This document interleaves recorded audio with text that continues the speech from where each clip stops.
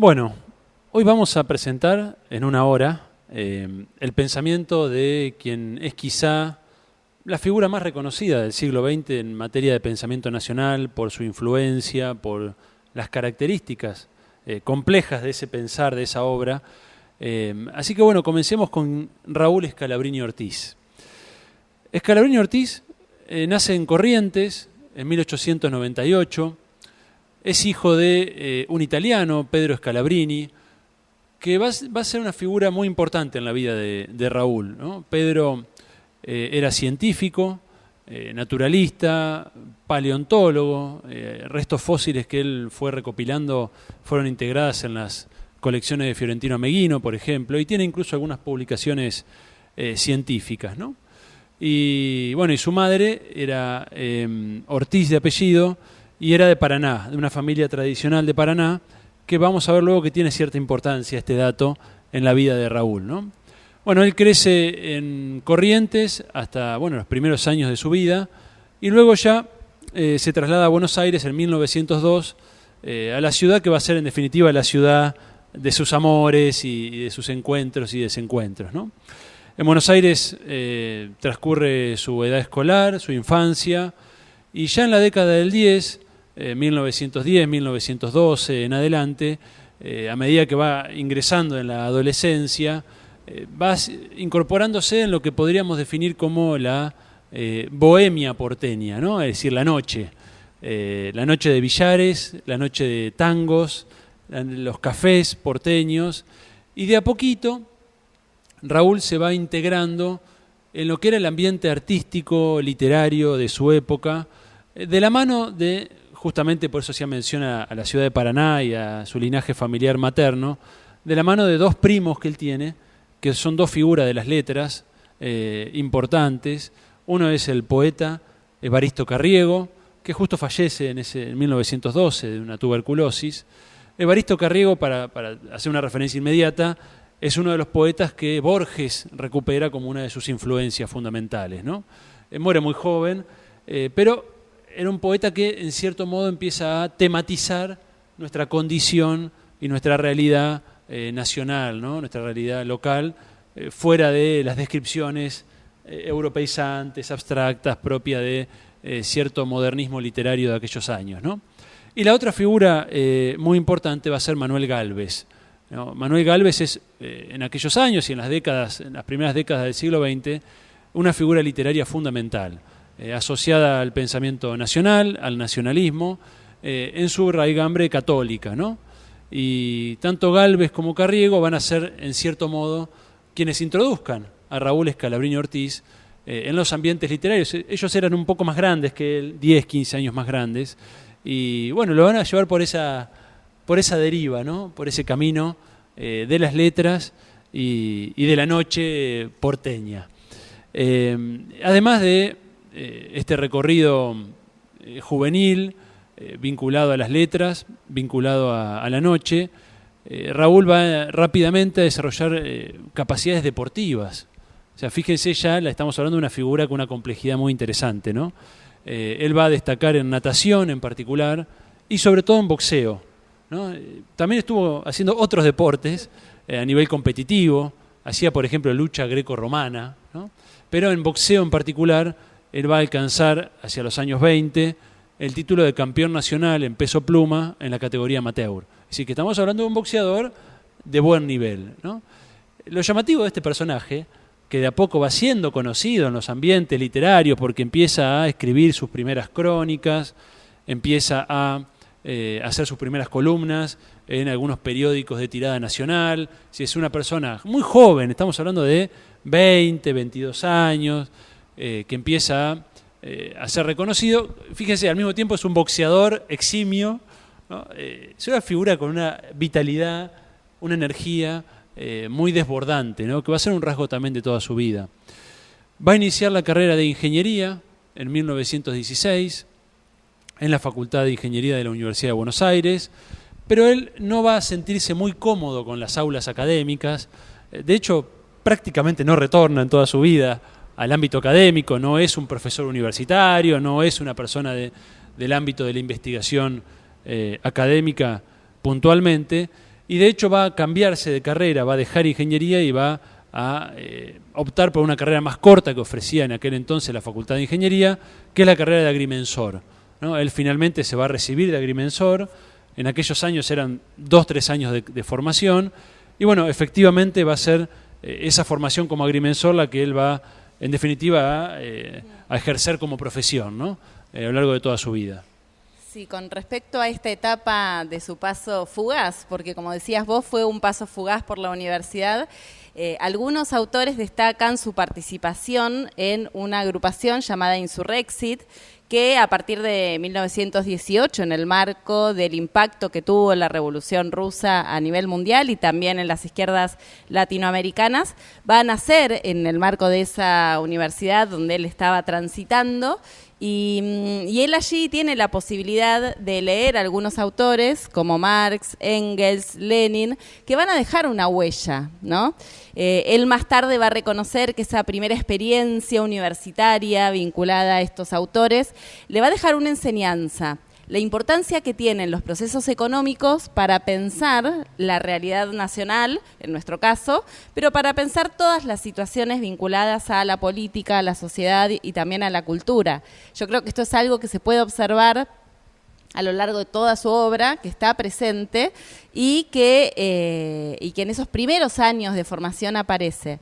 Recordemos que en esta etapa, y agregamos a esta etapa que vos mencionabas, tiene una avidez intelectual, ¿no? Quienes dejaron testimonio de cómo fue su juventud, su adolescencia.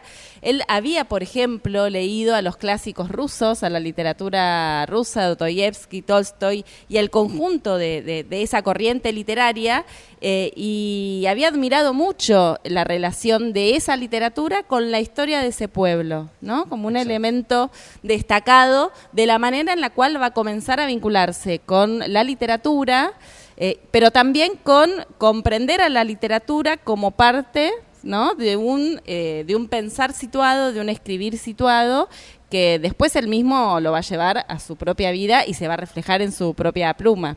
Exacto, él admira, él dice, el amor de estos escritores por su pueblo, ¿no? En definitiva es lo que él lo va a terminar haciendo de su vida. Pero todavía fíjense que estamos hablando de una figura, si bien tiene un paso por esta agrupación en la facultad, bastante, entre comillas, indiferente a la política. Es decir, él no es una persona que sea parte del proceso radical en esos años, del irigoyenismo, y más bien está metido de cabeza en el ámbito literario, se codea con las grandes figuras de la literatura de aquellos años. Recuerden que son los años juveniles de un Borges, de un Oliverio Girondo, de un Leopoldo Marechal, y él los conoce a todos, ¿no? De Nicolás Olivari, de Benito Quinquela Martín en la pintura. Es decir, él aparece como una promesa literaria. Diríamos que en los años 20 Scalabrini está emergiendo como una promesa literaria, al mismo tiempo que empieza a recorrer el país, y esto es interesante, diríamos que es otro rasgo de su formación intelectual, que es el conocimiento del país profundo a partir de sus trabajos de agrimensura. Sí, cuando uno lee al Scalabrini de esta época, de repente el hecho de que haya ido por el lado de la agrimensura es llamativo, porque uno dice, una persona con tantos intereses, ¿en qué momento llegó a decir voy a ser agrimensor? ¿No? Evidentemente no tenía que ver con una cuestión vocacional, o sí, pero digo, fundamentalmente con una búsqueda de una salida laboral, de algo que le resultaba de interés, pero que a mí me parece que es fundamental en su vida por esto que decís vos, porque lo va a llevar a conocer el interior. Y allí él mismo, luego en sus escritos y en sus reflexiones, cuenta que comenzó a hacerse la pregunta que motivó, yo creo que toda su investigación y toda su obra, que es cómo la Argentina, siendo un país tan rico, tiene tanta pobreza. Exacto. Que esa fue la pregunta que a él lo atravesó en contacto con esa Argentina que había sido retratada apenas unos años antes por Vialet Macé.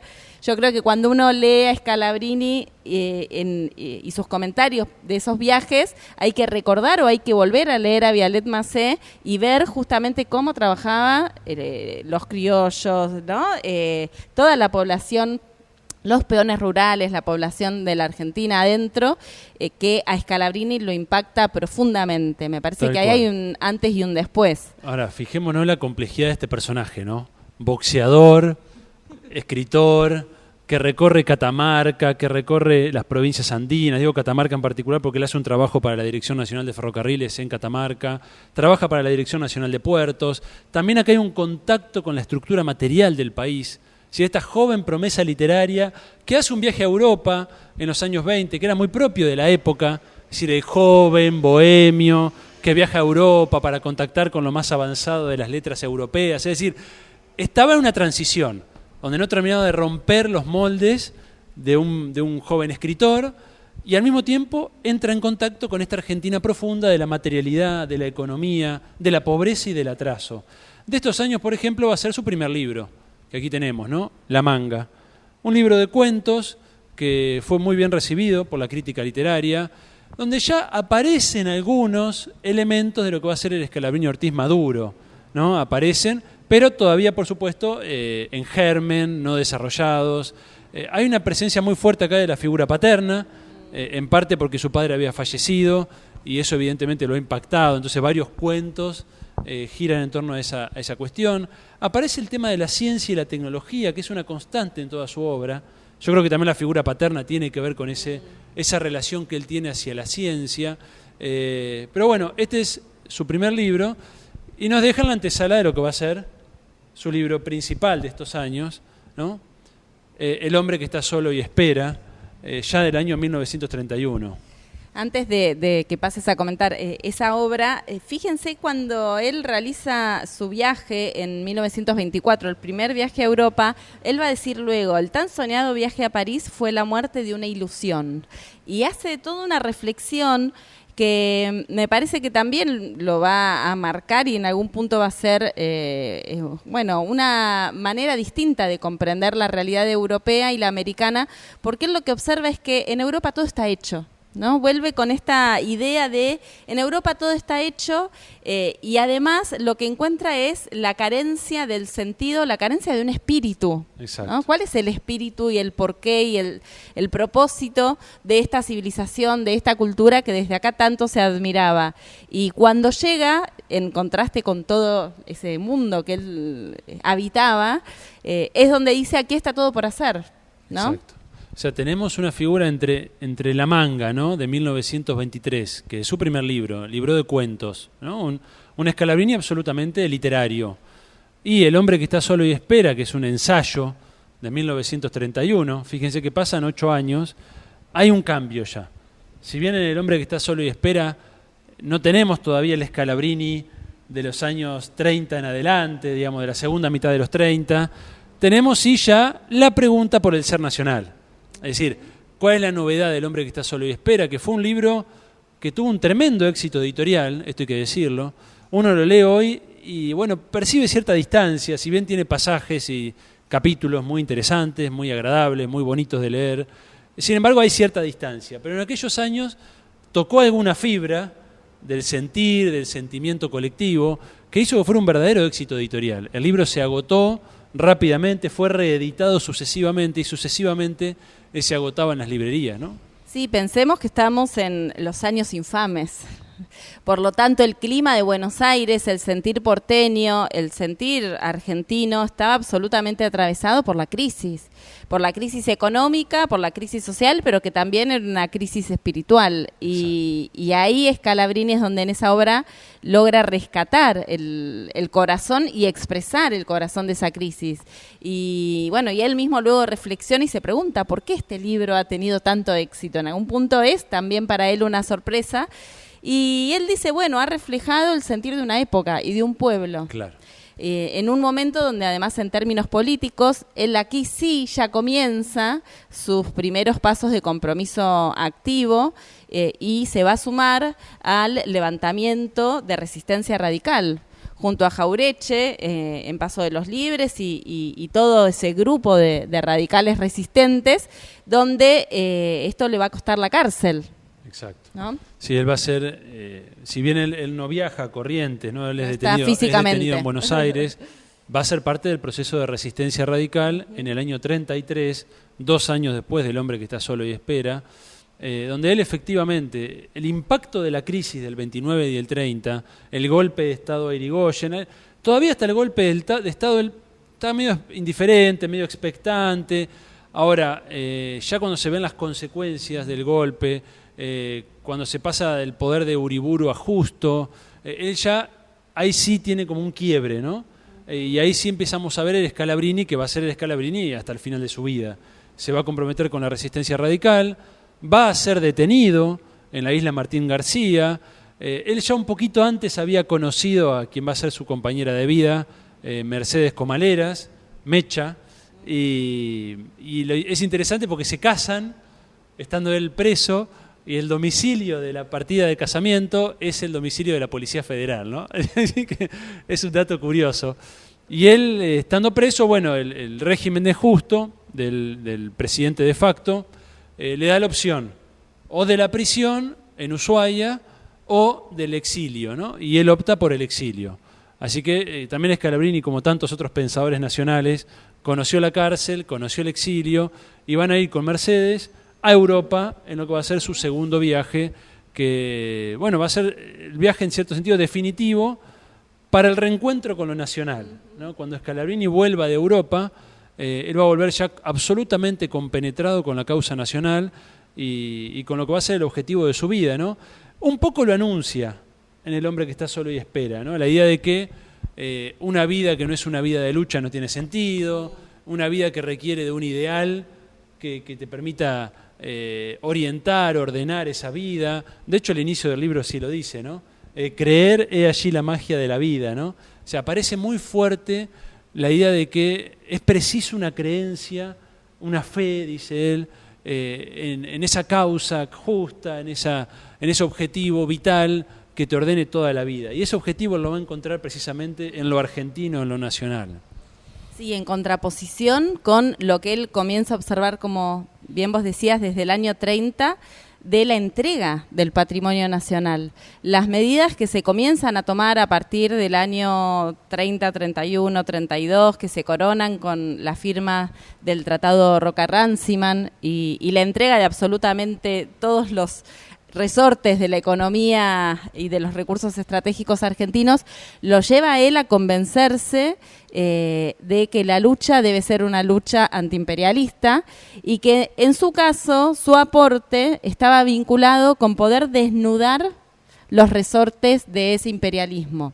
Entonces comienza lentamente a investigar, a trabajar con una capacidad increíble. Cuando uno lee en forma, ¿no?, ordenada los textos de Scalabrini, lo que encuentra es que ha realizado un trabajo de campo, un trabajo con las fuentes, diríamos hoy en el mundo académico, muy, muy detallado, muy profundo, con un gran basamento empírico de cada una de las cosas que él va analizando y va denunciando, y que lo lleva a descubrir cuáles fueron los mecanismos, cómo se produce esta dominación imperial en nuestro país. Tal es así que cuando comienza a compartir los primeros escritos, Arturo Jaureche, que por aquellos años participa de la fundación de Forja, la Fuerza de Orientación Radical de la joven Argentina, él dice: Scalabrini Ortiz fue quien nos sacó del antiimperialismo abstracto y nos convocó a un antiimperialismo concreto, en referencia a que las izquierdas, o inclusive dentro del movimiento nacional, había una denuncia permanente al accionar imperialista norteamericano. En particular, en esa época, en el marco de la política del garrote, estaban invadiendo con sus marines diferentes focos en América Central y en el Caribe, y poco se decía del accionar imperialista de los británicos en Sudamérica. Entonces, esta idea de miramos el águila que está en el norte, pero no observamos al león que nos está comiendo nuestras propias entrañas. Y en algún punto, a pesar de que la diferencia de edad no era tanta, Scalabrini se convierte en una referencia para todo ese grupo de Forja, que sin estar orgánicamente dentro del espacio, porque como hemos dicho, Scalabrini no era un afiliado y militante radical antes de 1930, y Forja nace en sus comienzos con una condición que era el compromiso con el Partido Radical. Entonces, Hasta el año 40 él colabora en términos externos, luego se va a modificar esa cláusula por la cual él sí pide la ficha de afiliación a Forja, pero más allá de esto, ¿no?, de esta pertenencia institucional, a partir de las publicaciones que se hacen en el periódico Señales, que va a ser un punto fundamental de encuentro en esta época, donde toda esta generación que está preguntándose por qué una Argentina rica tan pobre y que está empezando a desentrañar por dónde se iban las riquezas de esta patria o cómo se habían construido esas canaletas que iban de Buenos Aires a Londres, como decía Scalabrini Ortiz, ¿no?, que se fugaba la riqueza, que éramos un país rico donde, por ejemplo, llovía mucho, pero que las canaletas tomaban el agua y la dirigían hacia otros sitios. Y bueno, y que comienzan a estudiar todo esto y empiezan a publicar, ¿no? Tal cual, tal cual. Es importante ubicarse, ¿no? Estamos, como decía Mara, década infame, surgimiento de Forja, que era una juventud radical que pretendía mantener vivo el legado nacional de Irigoyen, y aparece Scalabrini, que probablemente era una persona que no tenía contacto, o sea, no tenía contacto con este mundo, venía de ganar un premio muy importante por El hombre que está solo y espera, un premio muy codiciado en el ambiente literario. Era en cierto sentido un bestseller, o sea, un tipo que vendía libros a muy buen volumen, que no pertenecía al ámbito de la política, y de repente tiene un viraje que está insinuado en alguno de sus textos, en este joven en transición de los años 20, pero que en los años 30 decididamente da un vuelco, y ese vuelco le va a llevar la vida. La convicción, la fe profunda que él va a expresar, sobre todo en las posibilidades de lo argentino. En esto él es muy claro, ¿no? Sobre todo en estos años. Luego él va a adoptar cada vez más una mirada más latinoamericana. Pero en esta etapa de Scalabrini, todavía un Scalabrini de 30 y monedas de años, hay una metafísica de lo argentino, ¿no?, muy heredera de Macedonio Fernández, que es también un gran maestro para él, ¿no? De hecho, él colabora en la edición de un libro de Macedonio y le hace mención explícita en varias de sus obras, donde hay esta idea que decía Mara, ¿no? Frente al materialismo pragmático anglosajón, frente al materialismo, dice él, que es una cosa tan Perón también, ¿no?, soviético, ruso, nosotros representamos la posibilidad de la humanidad, ¿no? O sea, es muy fuerte la fe en la posibilidad de lo nacional. Una fe que es casi religiosa, ¿no? Esto es muy interesante en Scalabrini y que no va a quedar en el plano del espiritualismo, que estaba ya en la generación del 900, sino que va a tener un correlato en el estudio de los factores materiales de la dependencia. El primer cuaderno de Forja, el primero, es de Scalabrini, ¿no? Y Forja sacaba unos cuadernos. Cuando hoy uno habla de Forja, no sé qué piensa, ¿no? Pero la verdad es que era un grupo... Algunos no los conocen. Era un grupo bastante sí, reducido y que daba sus charlas en un sótano de Buenos Aires. Sí, realmente, esto es interesante para estos años que a veces son años duros y donde lo nacional parece que está perdido, y donde parece que está de moda todo lo extranjero, o subordinarse a los, ¿no?, o entregar el oro a Londres, imagínense Scalabrini. En estos años no era muy distinto. Hay descripciones que uno lee de estos autores de los años 30 que son muy semejantes a la actualidad, muy semejantes. Y desde ese sótano, este grupo de pensadores, donde Scalabrini, como bien dijo Mara, se convierte en el principal referente intelectual. Si Jauretche es el principal organizador, Scalabrini es el principal referente intelectual, yo creo que sin dudas. Desde ese sótano renace lo nacional. Y el peronismo del 45 en adelante tiene que ver mucho con las ideas de Scalabrini Ortiz, ¿no?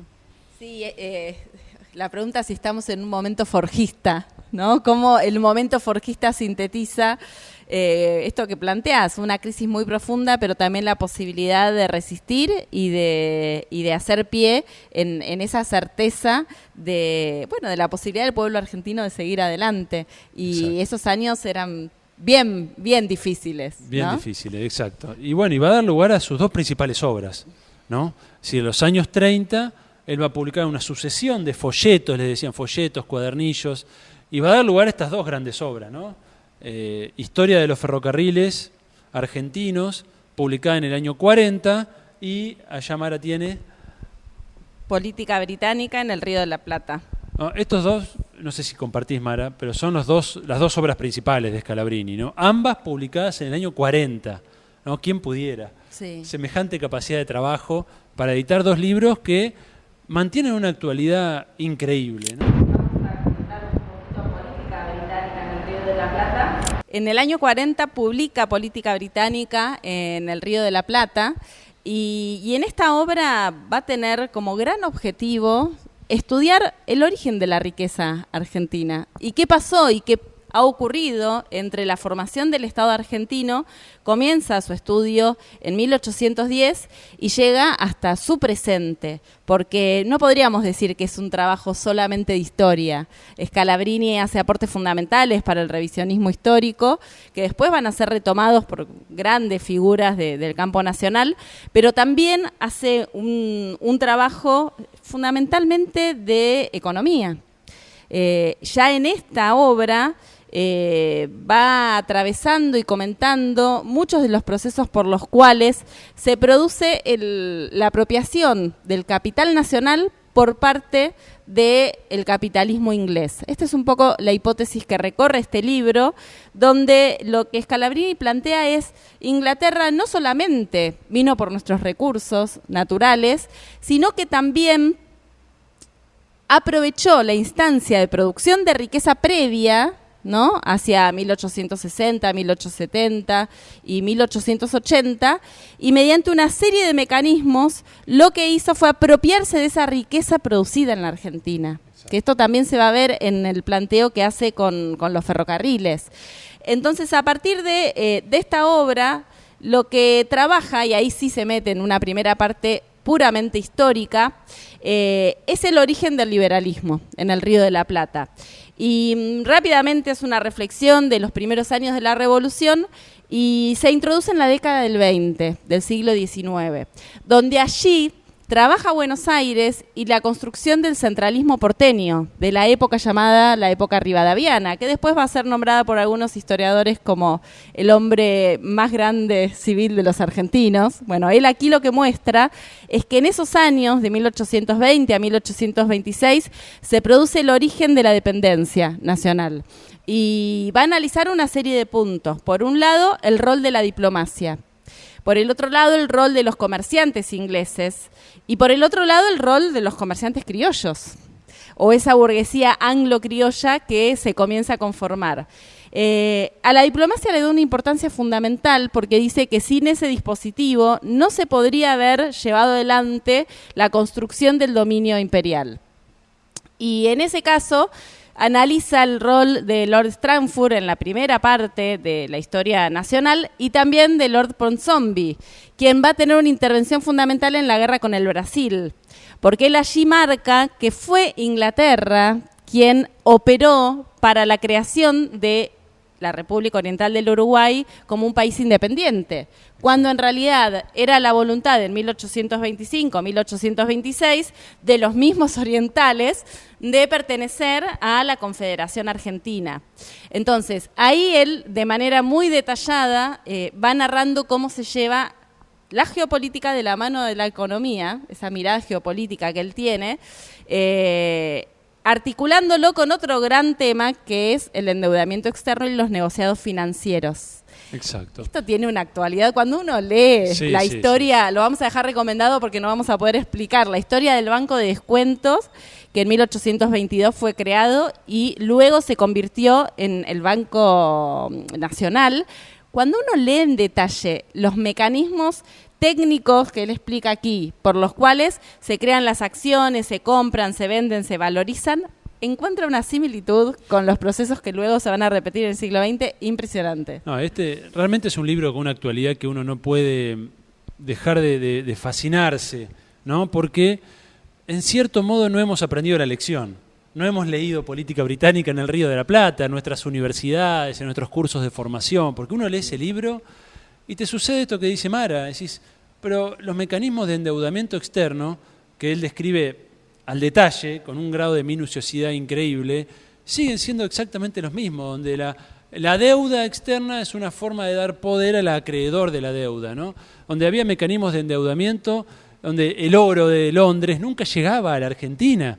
Era todo letras de cambio que comerciantes ingleses debían pagar al gobierno y nunca se pagaban. Y así estamos, ¿no? Algo parecido va a suceder, por ejemplo, con la historia de los ferrocarriles. Cuando él va describiendo cómo los ferrocarriles argentinos, que fueron financiados en su origen por el Estado argentino, fue el Estado, yo esto no lo sabía, sino leí el libro, me enteré, siempre tenía la idea de los ferrocarriles ingleses, fue el Estado argentino, en particular el Ferrocarril del Oeste, lo que dice el Sarmiento, que era un modelo de gestión estatal que funcionaba muy bien, que ofrecía bajos precios, que permitió desarrollar el norte de la provincia de Buenos Aires. Ahora empieza todo un trabajo de topo, digamos, subterráneo, de la diplomacia británica, de los comerciantes, de los banqueros, del poder financiero, para ir socavando la legitimidad del Estado, no sé si le suena esto, para ir mostrando que supuestamente el sector privado era más eficiente, los capitales británicos, y se van quedando con los ferrocarriles argentinos sin poner un mango.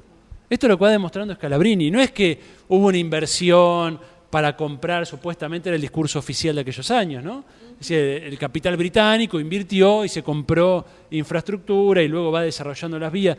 Scalabrini y Ortiz va mostrando que no desarrollan las vías, que la inversión la hizo el Estado, que el capital británico nunca llegó y que no solo eso, sino que nosotros tenemos que pagarle a los británicos para que exploten nuestros ferrocarriles, ¿no? Porque el Estado les da una garantía de rentabilidad que según los británicos nunca alcanzaban, ¿no? Inflaban los asientos contables, hay distintos mecanismos que él va mostrando acá, por el cual el Estado, nosotros, les pagábamos a los británicos para que exploten nuestros ferrocarriles, ¿no? Es una cosa increíble. Cuando uno revisa esta historia, revisa los años 30 y los años 90, encuentra, 1990, aclaro, encuentra una similitud increíble en esto que vos decías, la apropiación de la riqueza producida socialmente por el pueblo argentino, porque las privatizaciones en los 90 tiene mucha reminiscencia a este mecanismo, ¿no? De generaciones que construyeron y que pusieron en pie esas grandes empresas nacionales y que luego fueron apropiadas y entregadas por literalmente, no por 2 pesos, directamente regaladas al capital extranjero. Tal cual, tal cual. Bueno, y una de las figuras que él va a mostrar en su papel en la geopolítica latinoamericana, en política británica, es Canning, sí. George Canning, ¿no? Que era el ministro de Relaciones Exteriores del Reino Unido en los años 20. Y traigo este dato a colación, además, por la importancia que tiene Canning en la historiografía oficial, como el primero que reconoce la independencia de las Provincias Unidas, que Scalabrini desmiente, ¿no? Desmiente. Pero más allá de eso hay un dato anecdótico, que es que Perón, en el año 74, en homenaje a Scalabrini, va a cambiar el nombre de la calle Canning de Buenos Aires por Scalabrini Ortiz, ¿no? Luego los militares, en el 76, vuelven al nombre Canning, y luego la democracia vuelve al nombre Scalabrini Ortiz. Así que la calle Scalabrini Ortiz de Buenos Aires, hay una pequeña disputa historiográfica que se da en torno a este libro que tenemos acá, ¿no? Bueno, me das pie para mencionar lo último de este libro, porque podríamos quedarnos muchísimo tiempo hablando de esto, pero bueno, tenemos que seguir avanzando. En esta lucha, justamente en contra del nombre de la calle, pero también en contra de Inglaterra, Scalabrini en la última parte va a analizar los años 30 y va a compartir algunas de las ideas que luego profundiza en Historia de los Ferrocarriles y también va a hacer mención de la importancia del irigoyenismo, del Partido Radical, como el primer intento, ¿no?, de liberación de nuestro pueblo. Entonces él dice, y tiene una frase donde, casi textual, dice: todo lo que ocurrió en el siglo pasado, por el siglo XIX, ocurrió a favor de Gran Bretaña, porque Gran Bretaña estaba estratégicamente colocada. Todo lo que ocurre en este siglo, su siglo XX, ocurre en contra de Gran Bretaña, porque Gran Bretaña está en contra del siglo. Él cierra el libro con esa frase y me hizo pensar mucho en nuestro presente, nuestro siglo XXI, que en algún punto las primeras décadas fue un siglo en contra de la potencia que en la segunda mitad del siglo XX fue hegemónica, ¿no?, los Estados Unidos de Norteamérica, y cómo en nuestro presente también esta potencia anda un poco en contra de nuestro siglo. Insisto en esto porque me parece que marca una lectura de Scalabrini Ortiz de la geopolítica que todo el tiempo lo tiene como referencia, tal vez no lo desarrolla en términos específicos y no hace un análisis del orden mundial en cuanto tal, pero todo el tiempo es el escenario en el cual transcurre y son los factores de poder que él tiene en cuenta, como por ejemplo lo de Canning, para ir realizando sus desarrollos. Y me parecía que esta frase de ¿quién va en contra del siglo?, ¿no?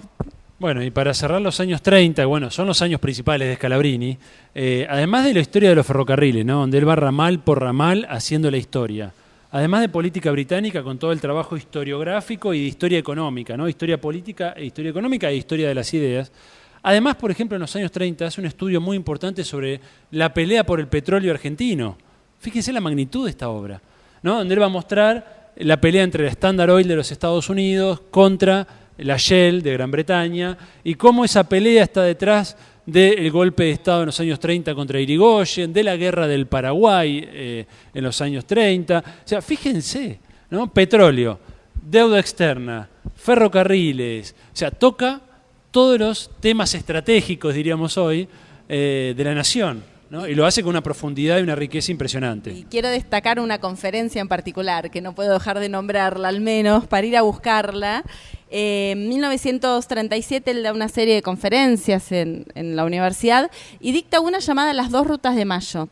Y comento esto porque va a ser un hito dentro de la construcción de la historiografía llamada del revisionismo provincial o del federalismo latinoamericano, donde él lo que va a plantear es que el primer día de la revolución, desde el comienzo de la revolución, dentro del proceso y del proyecto independentista, se van a delinear dos grandes rutas, una representada por Mariano Moreno y la otra representada por Bernardino Rivadavia. Y a partir de allí traza los dos grandes modelos de país que se van a confrontar a lo largo de nuestros 200 años de historia. Y recomiendo la lectura de esa conferencia porque, insisto, ya en el 37, cuando el revisionismo estaba en ciernes, había algunos aportes de estos autores forjistas y luego el revisionismo vinculado al conservadurismo, pero recién el revisionismo popular va a desarrollarse fuertemente en los años siguientes y él allí deja una serie de claves de lectura que van a ser fundamentales, ¿no? Bueno, y para cerrar los años 30, entonces, el gran evento internacional, año 39, como saben, Segunda Guerra Mundial, ¿no? Frente a esto aparecen presiones de los aliados occidentales de Gran Bretaña, de Estados Unidos, para que Argentina entre en la guerra. Y esta va a ser la otra gran batalla, como no podía ser de otra manera en este luchador, que va a ser la batalla por la neutralidad. Y va a ser tan importante esta batalla para él, en donde encuentra un antecedente en Irigoyen, que él reivindica muchísimo en este aspecto. ¿Por qué la neutralidad? Porque él decía, no manden a morir a nuestros jóvenes a las trincheras europeas por intereses imperiales, ¿no? Esa era la pelea, fíjense la profundidad. Que él pone sus recursos, que eran pocos, porque se darán cuenta que para escribir todo esto no estaba pensando el hombre en hacer plata, ¿no? Básicamente él vive en la penuria económica en muchos momentos de su vida, y pone su capital, el capital que tiene, en crear un diario que se llama Diario Reconquista, para defender la neutralidad frente a la guerra. Y se funde. Se funde el diario, se funde él económicamente, queda muy mal, al punto que hay solicitadas en los diarios que él publica pidiendo trabajo. O sea, fíjense lo que esto significa, ¿no? Y aquí se me pone la piel de gallina. Viene ese detalle impresionante de los clasificados, cuando él comienza a ofrecer sus servicios, no solo como agrimensor, sino como editor, de manera muy diversa. Y el 13 de enero del 42, en uno de ellos dice que ofrece sus servicios a que no sea empresa extranjera. Busco trabajo, pero que no sea una empresa extranjera. Esto está literalmente. Ahí, en esta situación, piensen que él tiene con Mercedes, con su compañera de vida, tiene 5 hijos. O sea, 5 hijos escribiendo todo esto, dando charlas, dando conferencias. Bueno, queda en la penuria económica. Ahí hay algunos años donde no escribe mucho, él se vuelca a trabajar. Y, casualidad, son los años en que emerge Perón, con el GO, ¿no? Año 43, emerge Perón. Año 44, Perón da una conferencia, ya Perón empieza a ser Perón, ¿no? Conferencia de la Defensa Nacional en la Universidad Nacional de La Plata, y es allí donde se conocen Scalabrini y Perón, ¿no? Dice el cuento que cuando termina la conferencia se van a un momento para tomar algo en lo que era la sede náutica del Jockey Club allá en La Plata, y que le dicen a Scalabrini, ¿no quiere decirle algo Perón? Y Scalabrini le manda un papelito que dice, coronel, no se olvide de los trencitos, ¿no? Y ahí hablan, y bueno, Perón le promete la nacionalización ferroviaria. Y bueno, esta va a ser la batalla de esos años, ¿no? Los años 40, así como los años 30 fueron todo esto que mencionamos, los años 40, el 45, el 46, el 47, va a ser el Scalabrini que va a luchar por la nacionalización ferroviaria. Sí, hay que decir que en todos estos años volver a rescatar y a mencionar a su esposa, su compañera, que fue un pilar fundamental para que él pudiera desarrollar esta militancia, no solo en el cuidado de sus hijos. Hay una cantidad de fotografías de su familia que son muy hermosas, digo, también para rescatarlo en su dimensión humana, ¿no? Donde aparece muchísimo en situaciones lúdicas con los chicos. Pero bueno, digo esto, una mujer dedicada a la docencia y que realmente fue sostén de su familia, como para rescatar esta cuestión. Y sin lugar a dudas, el 17 de octubre de 1945 marca una nueva etapa en su vida, en su compromiso y también en su pluma, porque yo creo, no sé qué pensás vos, Santiago, pero que es de esa jornada, de las cosas más hermosas que se escribieron, vinieron de la mano de Scalabrini Ortiz. Sí, el texto que Scalabrini escribe el 17, dice que lo escribe el mismo 17 de octubre, ¿no? Que él se suma a la marea humana que sale a reclamar por la liberación de Perón, y escribe un texto que él lo reproduce aquí en este libro del año 46, que ya vamos a mencionar, Tierra sin nada, tierra de profetas, devociones para el hombre argentino, un libro que vuelve al Scalabrini literario, ¿no? Al Scalabrini filosófico, metafísico, fíjense, ¿no? Qué personalidad. Después de haber recorrido los anaqueles de los archivos, la historia económica, la cosa dura, ¿no? de la economía, de los ferrocarriles, de la técnica, vuelve a un Scalabrini poeta y saca en el año 46, cuando era el año de la esperanza, porque bueno, Perón ganaba las elecciones, va a avanzar el proceso de nacionalización ferroviaria, él va a impulsar comités por la nacionalización de los ferrocarriles. En ese contexto, Scalabrini saca un libro de poesía con algunos ensayos. A mí la parte que más me gusta son los ensayos iniciales, donde está el ensayo del 17 de octubre, que es hermoso, ¿no? Ahí está esa frase tan bonita que la tengo acá, ¿no? Era el subsuelo de la patria sublevado, era el cimiento básico de la nación que asomaba por primera vez en su tosca desnudez original. Es decir, lo que encuentra Scalabrini el 17 de octubre es la confirmación de esto que él había intuido 15 años antes, en 1931, en El hombre que está solo y espera, ¿no? Que era la potencialidad subyacente que tenía la Argentina. En las muchedumbres, dice él, en las multitudes. Cuando estas multitudes ocupen en la escena pública, Argentina comenzará a ser una nación. Y acá está el aspecto, que esto hay que destacarlo, de nacionalismo popular de Scalabrini. Porque Scalabrini es un argentinista, diríamos, porque lo tiene a eso, sobre todo en su etapa inicial. Hay una cosa de lo argentino que está muy bien, pero además hay una cosa de lo popular. Es decir, Scalabrini admira profundamente al pueblo. Él dice, la mejor versión de mí, no es textual, ¿no? Pero está en sus poesías, es cuando me fundo en el colectivo, cuando soy parte de un todo que me trasciende, ¿no? Incluso en La Manga está, en el año 23, el libro de La Manga se llama La Manga porque en la parte final, que hay un diálogo entre distintos personajes, él va a hablar de una manga de langostas, ¿no? Y sobre esa imagen dice la marcha de la humanidad, que a veces es un poco confusa y para encontrarle el sentido hay que ir viendo la totalidad. Bueno, esa idea de totalidad, de muchedumbre, donde el individuo se funde en un todo mayor que lo contiene, es lo que él va a encontrar en ese 17 de octubre, ¿no? Sí, se va a sumar, como vos decías, a militar por la nacionalización de los ferrocarriles. Yo creo que él tiene durante esta etapa dos grandes aportes o causas. Una son los ferrocarriles, que hay que decir que Perón le ofrece el cargo, ¿no?, para que sea director nacional de los ferrocarriles argentinos, y que él no lo acepta. Y él dice que no es hombre de cargos ni de gestión, que era el hombre de ideas, que él quería aportar desde otro lugar.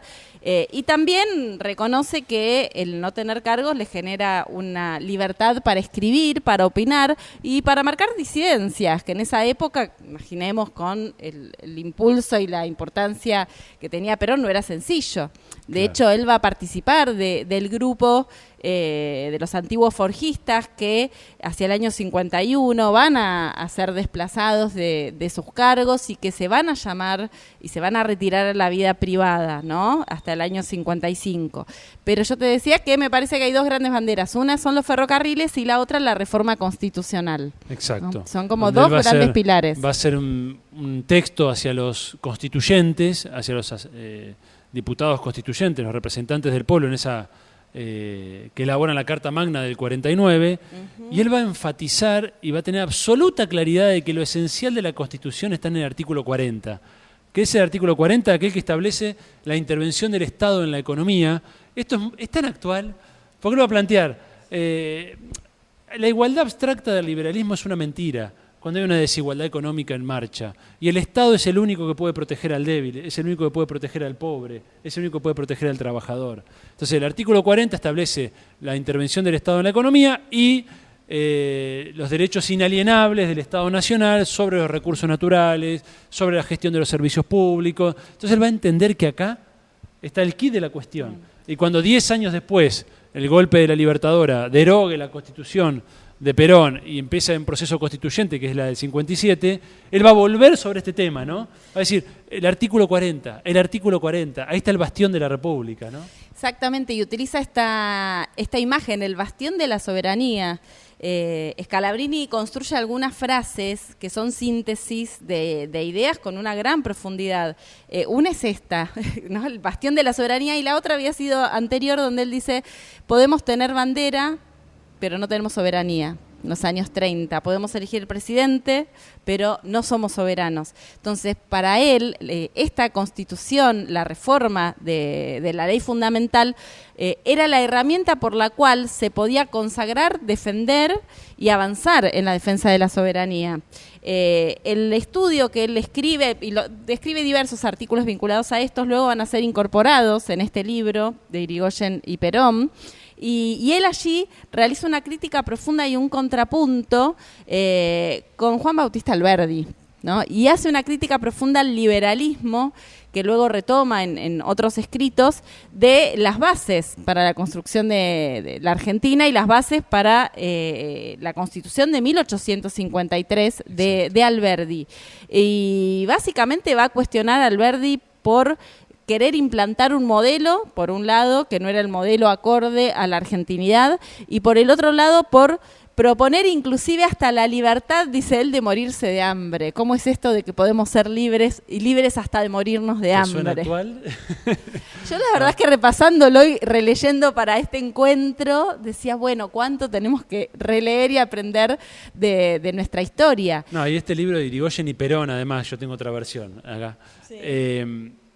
Plantea esta continuidad histórica, ¿no? Que hoy nos parece en cierto modo natural a quienes pertenecemos al campo nacional, pero que en aquellos años no estaba dada, ¿no? Entonces él va a plantear, bueno, acá hay un movimiento nacional que él ancla en Moreno, así la figura de Mariano Moreno, incluso del hermano de Manuel Moreno, son muy importantes para él.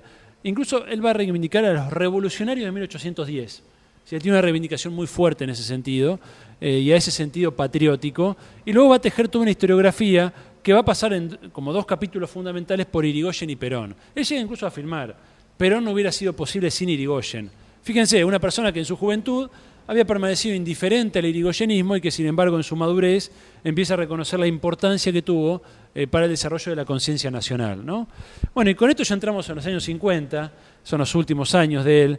Fíjense cómo continúa en su situación de penuria económica, que esto hay que destacarlo, porque acá reconstruye una frase de él, ¿no? Él dice, fueron años económicamente oscuros y angustiosos. O sea, él tiene todas las posibilidades de golpearle la puerta al gobierno, porque era una persona reconocida del campo nacional, hubiera tenido un trabajo, pero no lo hizo, ¿no? Y se mantuvo en la coherencia. Si hay algo que caracteriza a Scalabrini, y esto lo dicen todos, ¿no? Es la coherencia en sus ideas, ¿no? Y fíjense, 5 hijos, su mujer maestra, no es que era una mujer terrateniente, maestra, y bueno, y tiene que volver a plegarse a la actividad de agrimensor. Él incluso intenta hacer una inversión curiosa, una plantación de palmeras en Entre Ríos, en Ibicuy, aquí cerquita, y le sale mal, ¿no? O sea, hace una inversión con un capital que tenía, le sale mal, queda otra vez en la quiebra, y en ese contexto lo encuentra ni más ni menos que el golpe del 55, ¿no? Que va a ser un parteaguas para todo este grupo de intelectuales que estaban en cierto modo replegados en los años 50. Digo este grupo, me refiero a Jaureche, a Hernández Arregui, a Scalabrini.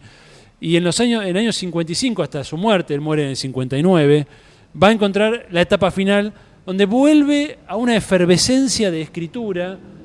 Una vez más va a volcarse de lleno a la actividad reflexiva, pero ahora sobre los fundamentos ilegítimos, ilegales, corruptos de lo que va a ser el golpe del 55, ¿no?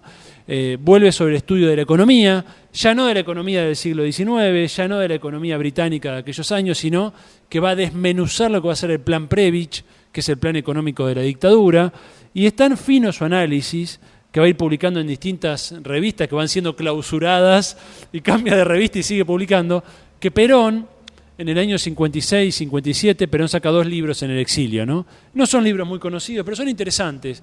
La fuerza es el derecho de las bestias y Los Vendepatria, ¿no? Sobre todo Los Vendepatria es un libro más importante. Que básicamente Perón lo que hace en su análisis de la política económica de la dictadura, transcribe Scalabrini.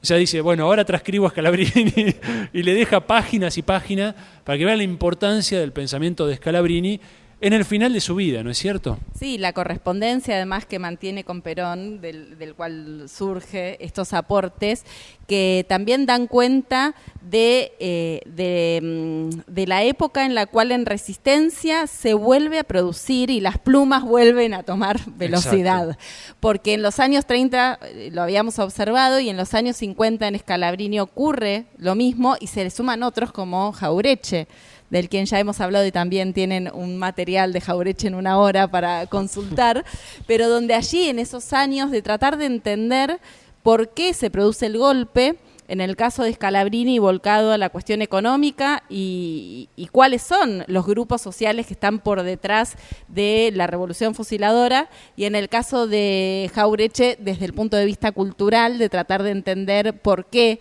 los sectores medios habían apoyado o habían generado un consenso de ese golpe. Tal cual, y Hernández Arregui, ¿no? Con imperialismo y cultura. Arregui con imperialismo y cultura. En este caso ellos dos van a apoyar y van a sumarse a la revista ¿Qué? Y al grupo vinculado al pacto que en su momento fue con Frondizi, pero Scalabrini va a enfermar y va a ser muy doloroso ese final, por el contexto político y también por el cáncer que lo tomó y que avanzó de manera muy profunda. Claro, a él le da un cáncer en la garganta, él fumaba de joven y rápidamente se deteriora y muere en mayo del 59.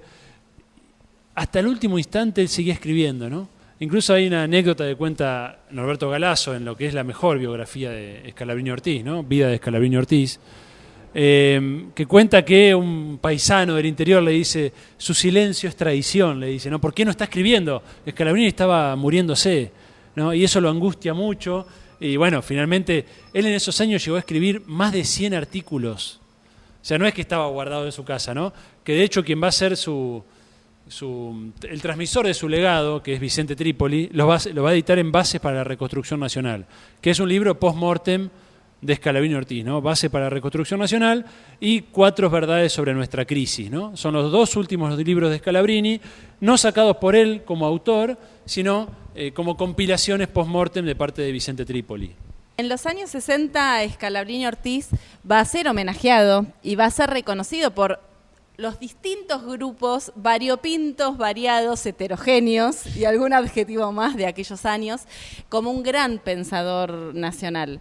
Y va a existir un consenso de reconocer a este pensador, que fue un escritor donde combinó historia, geopolítica, literatura, las letras, ¿no? Sí, economía, polémica, ¿no? En Base para la Reconstrucción Nacional, que son los últimos artículos de su vida, lo vemos además con una ironía muy fina, desmintiendo los discursos oficiales de la dictadura del 55.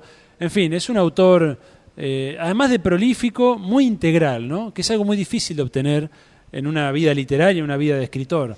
Y con un compromiso, creo que si uno, y esto está destacado en los contemporáneos, ¿no? Si uno tiene que destacar un rasgo de Scalabrini Ortiz, diríamos compromiso político, compromiso nacional, más que político, es decir, el compromiso con la patria, el compromiso con la fe, con la posibilidad que representaba lo nacional, lo latinoamericano, la posibilidad de emanciparse de los imperialismos, la necesidad de emanciparse de los imperialismos como condición para el desarrollo nacional, la ética, ¿no? Sí, también la capacidad intelectual puesta al servicio del estudio riguroso, porque cuando hablamos de fuentes hablamos de balances contables. Imagínense la cantidad de horas dedicadas al estudio minucioso de aquellos materiales, con el interés y con el objetivo de desentrañar los mecanismos imperiales. Y creo que también para nuestro presente nos deja como invitación poder tener una mirada atenta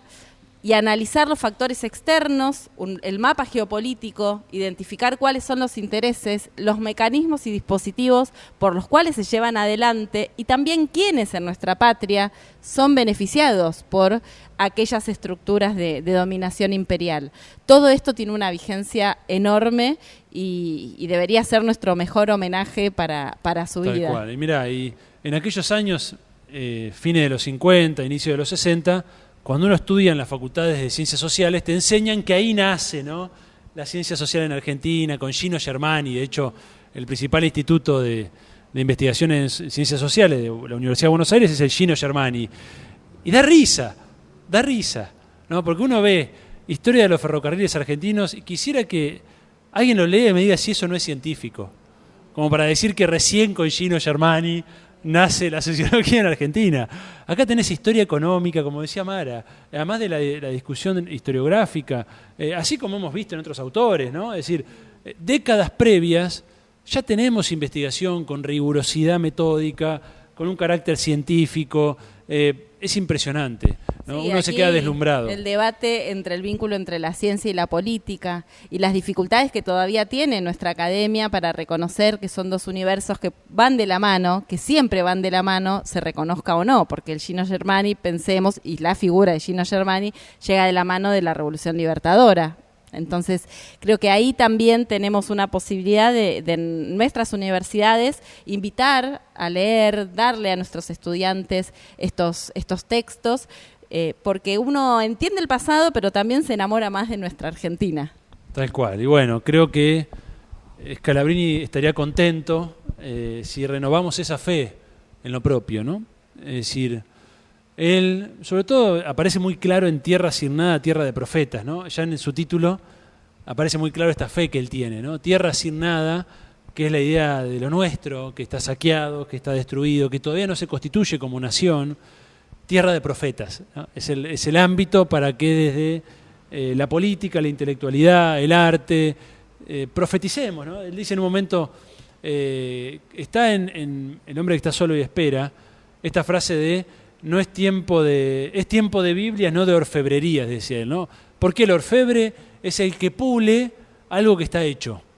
Dice, nuestra vida cultural muchas veces es pulir teorías emanadas de Europa, valores que vienen del norte, ¿bien? No es hora de orfebrería, sino que es hora de, él dice, incluso dice algo así como de pulir cosmogonías ajenas, dice, sino de crear la nuestra. O sea, hay una actitud acá, en la mejor tradición de Simón Rodríguez, ¿no? de los grandes pensadores latinoamericanos, de José Martí, que es la idea de que o inventamos o erramos. Y como esto implica un profundo compromiso vital. No es solamente un apotegma abstracto, no es solamente un lema que queda bonito en un hashtag, sino que implica dedicar la vida a esto, ¿no? Esto no reconoce fines de semana, no reconoce vacaciones, no reconoce ocios, en el sentido de que esto implica una fe, y esto es que creo que Scalabrini tiene un mensaje muy claro en ese sentido, ¿no? Es todo o nada, ¿no? Es todo o nada. Y creo que Scalabrini estaría contento, sí, en estas horas oscuras que estamos viviendo, somos capaces de mantener en alto esta fe, esta idea de que una Argentina grande es posible, de que la grandeza de la nación y la felicidad del pueblo son banderas que están al alcance de la mano, siempre y cuando seamos capaces de enarbolarlas con esa convicción tan profunda que él tenía, ¿no? Si no seguimos chamullando. Sí, no, el cierre fue más largo. Yo te iba a decir, al cierre que quiero volver a decir que... Yo sigo a la compañera,